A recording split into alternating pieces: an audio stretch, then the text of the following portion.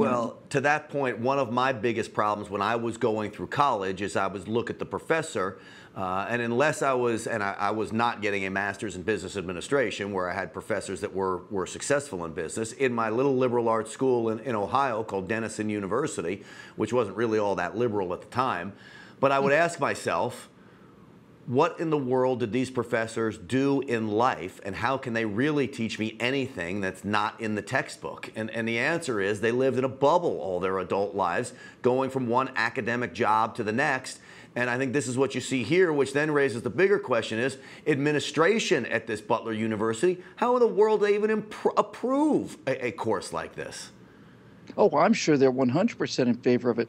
I'm sure that gives them a sense of real importance. You know, there's that old saw about those that can do and those that can't teach, right? That's not true for most teachers.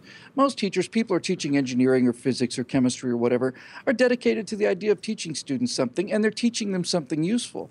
But what's been happening, Grant, now well, the colleges were the first things to go, right, in the 60s, when the student protesters took over Yale University in the early 60s, and the Yale University faculty backed down. That was the beginning of everything.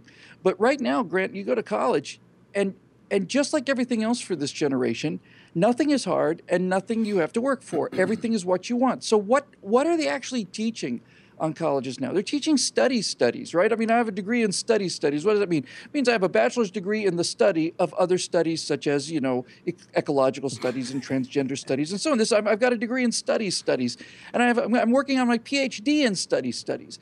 And this whole thing is so academic in the general meaning of the term, meaning it is so useless. It's so utterly, absolutely unimportant. You realize that going to school used to be hard, right? Remember going to college used to be hard, something you have to get up and work for and do homework for? Right. Now you can go to school and study how to be a temper tantrum throwing baby, which is what you were when you came in.